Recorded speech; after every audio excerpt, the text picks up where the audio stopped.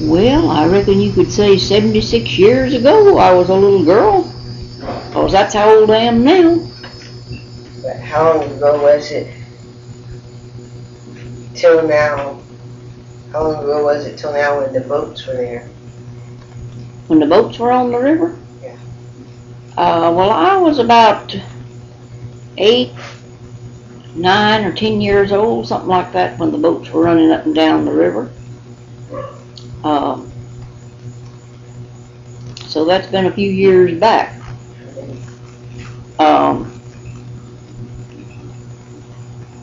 Well, I was born in 1915, so if I was 10 years old, it would have been about 1925.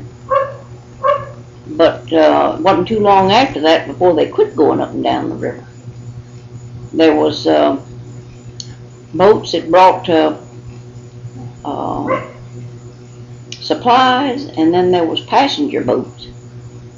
The first monkey that I ever saw was it came down the river. There was a man and a woman that had a little monkey. They were on tour in Florida, and they brought the monkey with them, and they stopped it down at Pat Randall's store right on the edge of the river, and had the little monkey to do tricks.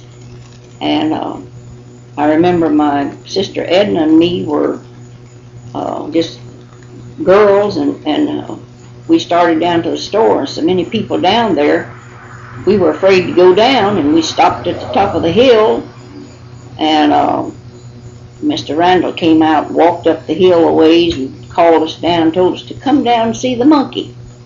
And we went down and saw the monkey doing tricks and things, and that was the first monkey I ever saw in my life. That was a long time ago, and he's a pretty little monkey too.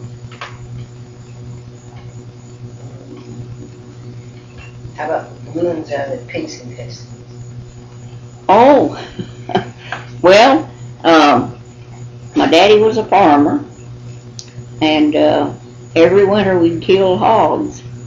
And about a quarter of a mile from where we lived, there was a black man and his wife. His name was Tom Mitchell, and his wife's name was Lizzie. And they'd help us kill hogs when we butchered them. They'd come and help us. And, Tom would help scrape them and clean them, and then Lizzie would help cut fat and clean the chitlins and things, help us clean them. And Tom, after he got through with the hogs, he'd save the bladders out of the hogs, and he'd take them and empty them out and wash them real good, and then he'd blow them up like a balloon and tie them up so the air would stay in them, and we could play ball with them. After he got them blowed up, they was just like a balloon. We could hit them around with our hands and things, and we had a lot of fun with it. And he'd watch us, and he loved children, and he loved to do things to make them have fun. And nobody else ever did fix anything like that for us. And so all these years, I never forgot about him fixing those hog bladders for us, because back then you couldn't buy balloons. I don't know even if they made them back then or not. But that's the only kind of balloon we ever had until years later.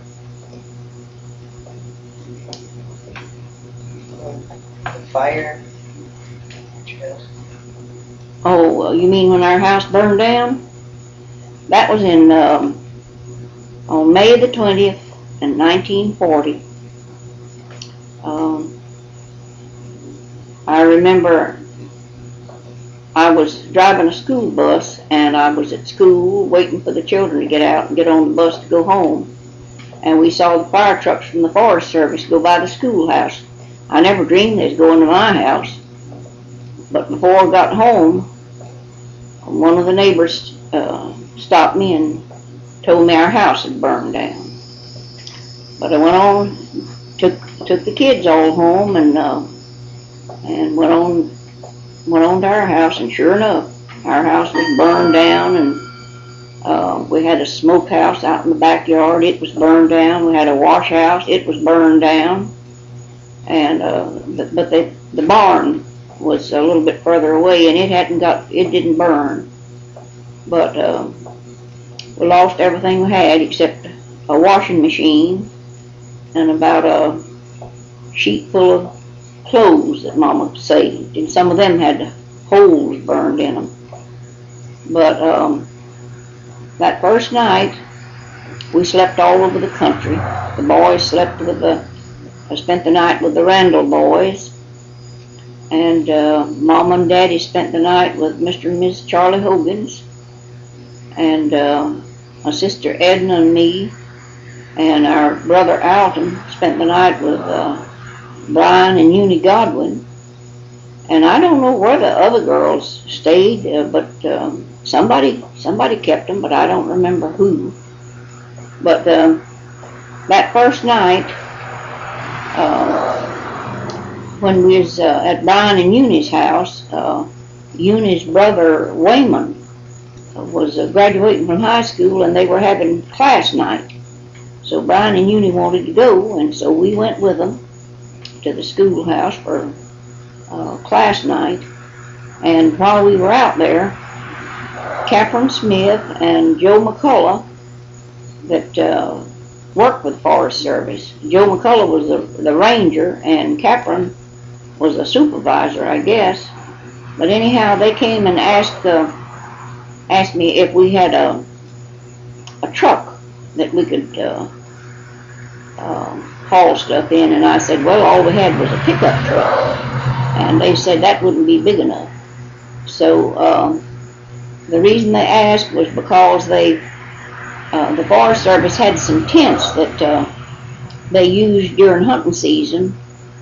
They'd space them all over the forest and put a man in there to let him live in the tent during hunting season, so he could check out deers that people killed. But the only time they used the tents was during hunting season. So they asked me if we would like to have some of them tents, bring them down to our place and put them up, so we could all be there together, so we could work and maybe get our house built back. So I said, yes, we sure would like to have some. So Joe McCullough said, I'll tell you what we'll do. We'll take some of the men that work out there in the forest and take some of the forest trucks, and we'll load some of those tents up, because they had, the tents were 12 by 12, I think, is what they were, maybe bigger. But they were nice big tents, and they had wooden floors in them. Each tent had 2 sections of flooring, and so they'd have to have big trucks to bring the flooring in. So he said, we'll just use some of the trucks and some of the men out there and just bring them down there and put them up for you. So that's what they did, and me and Edna cleaned up the green oranges that was all over the place, and raked and cleaned out a space for the tents to be put, and Lottie and Douglas took the mules and moved out all the unburned sails and things that was around there, and cleaned all that out. So the men come and put the tents up. We had four tents. We had a tent for the boys, we had a tent for the girls, we had a tent for Mom and Daddy, and then we had a tent for the kitchen. And we lived in those tents for 4 months exactly. The 20th.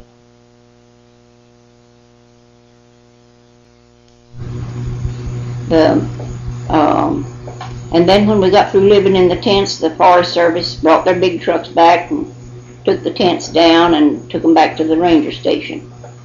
And they not only brought the tents for us to live in, but they brought some cabinets for us to put our clothes in.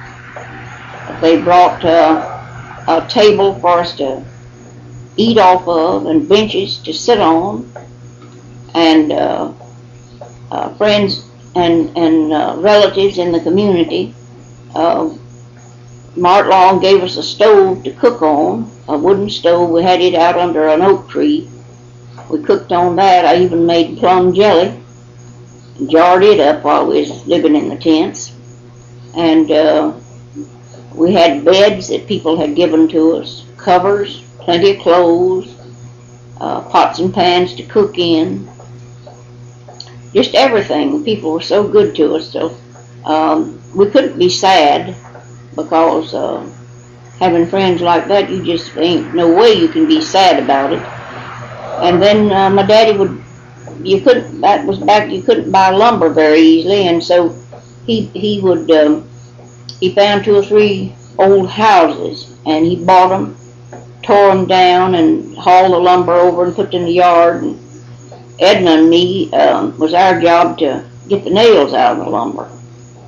So we all stayed busy. We worked hard, but everybody worked, and so we got along real good. But that was quite an experience. I don't want to go through that anymore. I know that, something like that. What's it called, Granville? Well, there was Grahamville and Connor and Bruceville and Lakota. They were kind of close together. Just at one time, Grahamville had a post office. It was right on the river. And then later on, Connor, down where Mr. Pat Randall used to live and have a store, that was called Connor, and he had the post office. And then later on, his daughter-in-law run the post office. But they moved it up from the river about half or 3/4 of a mile from where the post office had been on the river. That was called Connor. Now, Bruceville never did have a post office, but it had a store and a barber shop and dance hall. And then Lakota had a post office, and that was about it. But then there was another place called Lynn. It had a post office way back then. And we had a mail carrier that when I first remember anything about mail carriers and post offices, the mail carrier had a Model T Ford that he drove from the country up to the post office in Ocklawaha, picked up the mail, and then brought it back out into the country post offices. He did that every day. Then later on, when they got good roads, the mail would come from Ocklawaha every morning out to the country post offices, and then they'd go back to Ocklawaha. And my parents and a lot of the people over in the country community used to catch rides with the mail carrier and spend the day uptown and shop, and then ride back home with him in the afternoon. That was sometimes the only way they could get to town. And back then, Road 40 wasn't built, and they didn't have a bridge over the river, but they had a barge, I guess you'd call it, that would carry cars and horses and wagons and buggies from one side of the river to the other. And I can remember riding across on the barge, going to town all day and with my mom and my sister, and then back home in the afternoon. What was Grahamville like? Well, Grahamville was, it just had a store and a post office. And people lived in the community and farmed. They had, they planted crops, and they had hogs and cows. Back then, they had open range, and the cows and hogs could go all over the country if they wanted to. They didn't have to keep them shut up or anything. And most everybody had hogs and cows and farmed a little bit. That's the way they had to make their living. They at least grew vegetables and fruit and things for the table like that. And then in the winter they'd kill their hogs so and put in the smokehouse and cure it so they could have meat for the year. And had cows, and every once in a while butcher a cow so they could have meat. And they'd when one neighbor killed a cow, they'd divide it up between most of the neighbors in the community, and then later on another person would kill a cow and divide it up, and so everybody could have a little bit of fresh meat along, because they didn't have refrigerators and ice boxes and things where they could keep fresh meat. So they'd have to divide it so it wouldn't all spoil, and yet everybody'd have fresh meat pretty regularly. They didn't have it every day in the week, but they'd have fresh meat about at least once a week, the way they worked it. What was the boats like? Well, the way I remember the boats, they were pretty good sized boats. They were 2- and 3-story high, and they carried a lot of people, because when they'd stop down at Connor, a lot of people would get off there and stretch their legs and look around and maybe buy a few things out of the store. And the boats were pretty. Most of them seemed like they were painted, best I can remember, white and green was the color they were painted. And they had a little place, I guess a walkway you'd call it, where they could get off the boat and walk out onto dry land. And then the freight boats that brought the supplies, they had a ramp where they could have a cart or some way a wheelbarrow or something to bring the stuff off the boat and put it into the warehouse, sort of like a bridge from the boat to the warehouse. And that's the way most people got their whatever they had to use, because they didn't have many roads back then. The cars weren't very good, and the river was the best way for them to travel. So there was quite a few boats on the river. But now you seldom ever see a boat like that. They have small fishing boats and things like that, but big boats like they used to have, they don't have them anymore. But there was a man that, J.W. Randall, built a boat over near the big bluff at Connor, or at the big bluff near Connor, near where the old post office and the store used to be. The boat that he built, they called it the Madison. And somebody said they still have that boat in Jacksonville, but they don't use it anymore. But somebody said they still have it up there. What parts of the boat were colored green? Usually around the doors and the windows was the facings, I suppose you'd say, was green, and the rest of the boat was, best I can remember, was white.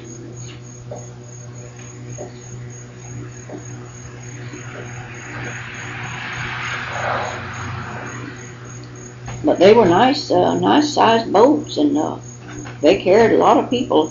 Carried them to Silver Springs, and they say now that the springs was so clear back then that people would throw money in the springs just to see it go to the bottom. It'd shine and sparkle as it floated down to the bottom of the springs, and they say if anybody had a way to get the money out of the springs, ain't no telling how much money they might bring up out of the sand and stuff down in the water.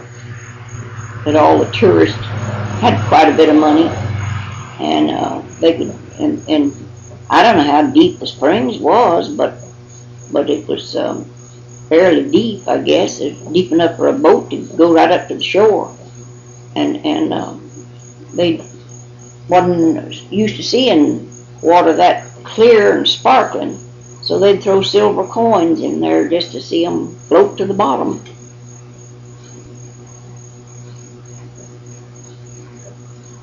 I guess they had a lot of fun doing that. I don't know.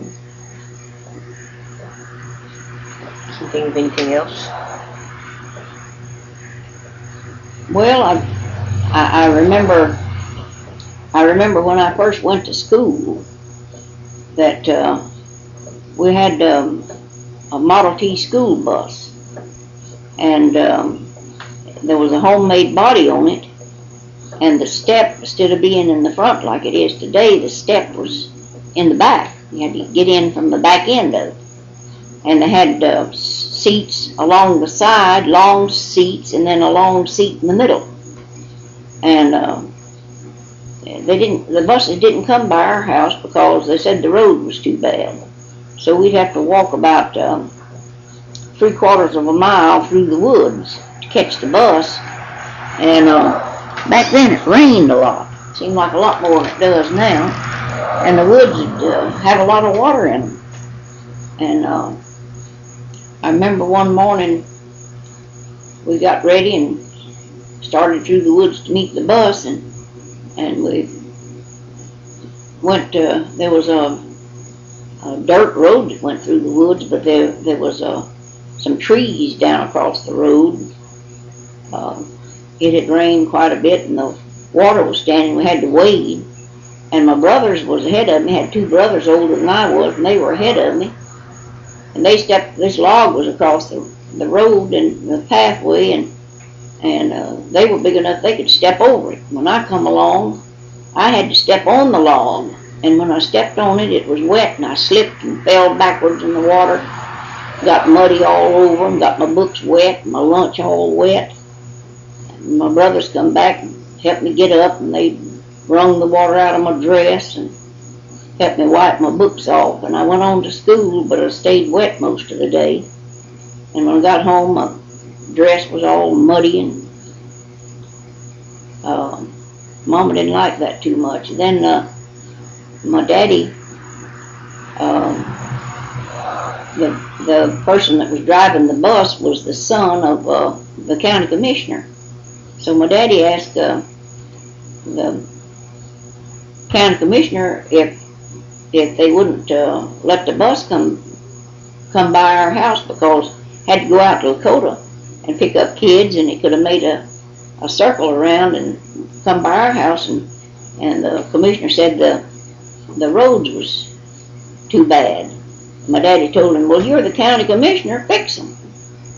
And so he wouldn't let the bus go by. My daddy offered to pay him something if he $5 or $10 a month if he'd let the bus come by, but it never did. But after that, there was another Mr. Randall that started driving the bus, and Daddy asked him if he'd come by and pick us up, and he did. So after that, we didn't have to walk. He'd come by and pick us up in the morning, come by in the afternoon and let us off. So that made it better. I didn't have to wade through the muddy woods to get to the school bus. I remember that, and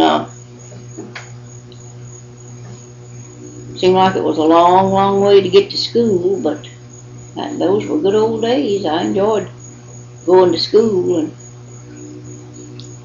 But the big boys on the bus would, like I said earlier, the steps on the bus was right on the back end of it. And the big boys that rode the bus would get out on the steps of the bus and hang on, and every once in a while they'd swing down on the ground and run along holding on to the bus. And sometimes they'd get back there and jump up and down on the bus and make the front end of the bus come up, and the bus driver would have to get after them, make them get in the bus and sit down, and then directly they'd get back up and do the same thing again. Was going to school back then wasn't like it is now. It was we didn't have good buses, and they weren't as safe as they are now, and it was just kind of rough, but we had a good time anyhow going to school. We enjoyed it. What about that snake that they killed with a lot with the wood. Kept on throwing at them. Oh, yeah, but a lot of big rattlesnakes was through the woods through here, and I remember Grandma Sewell and me, we had to use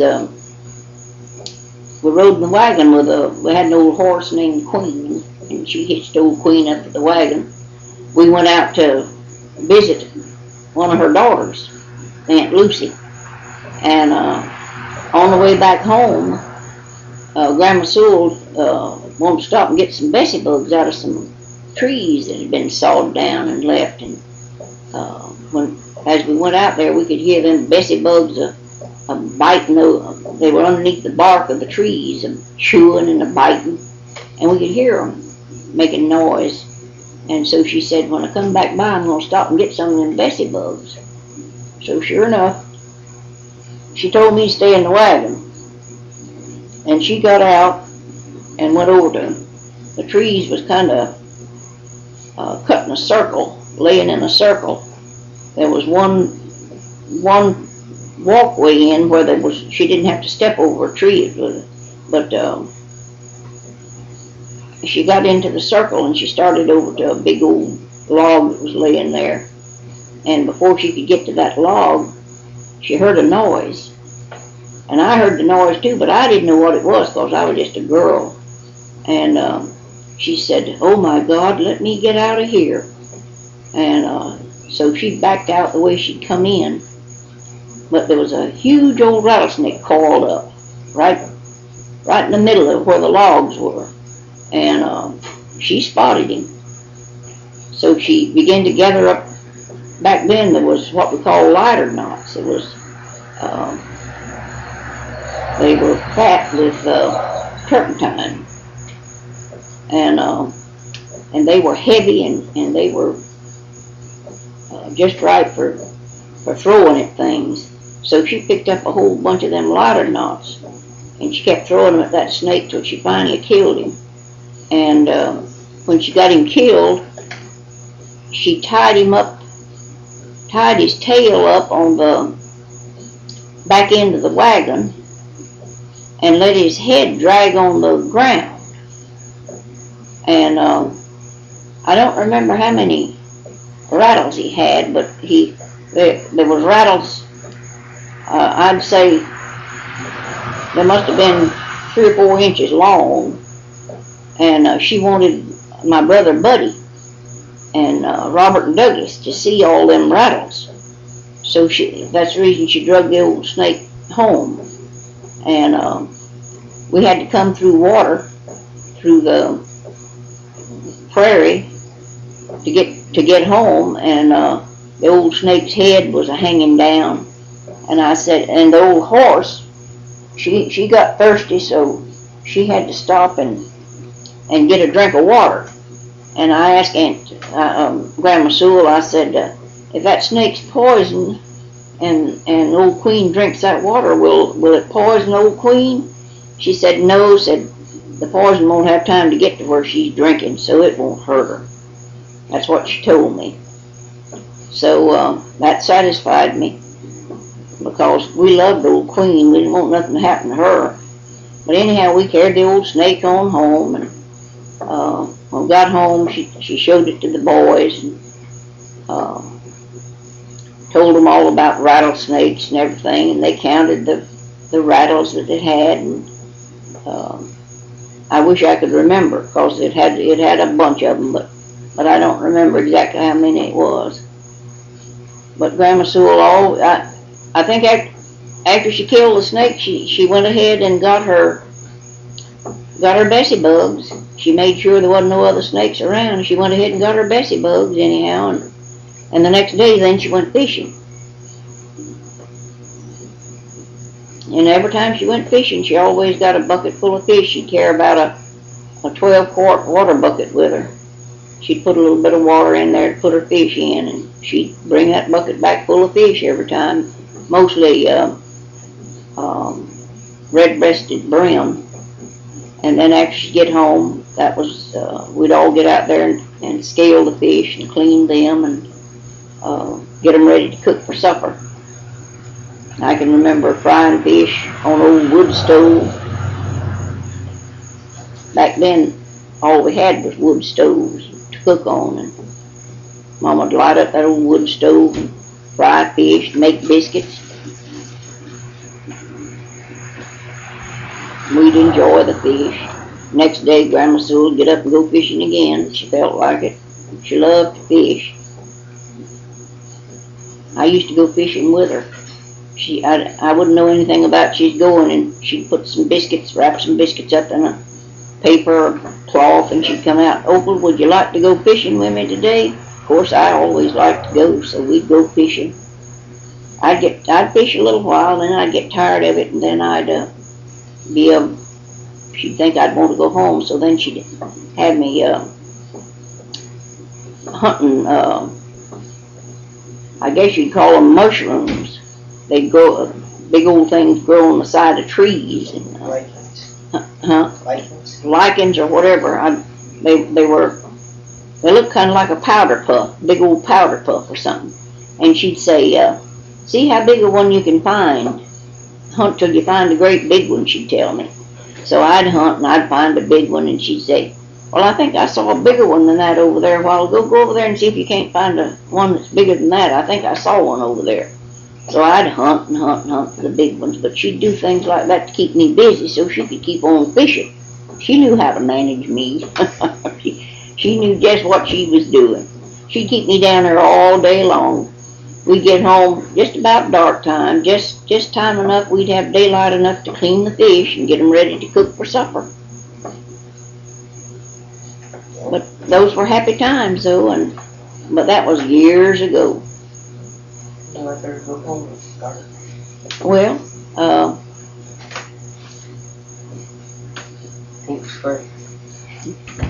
Thanks for your crew.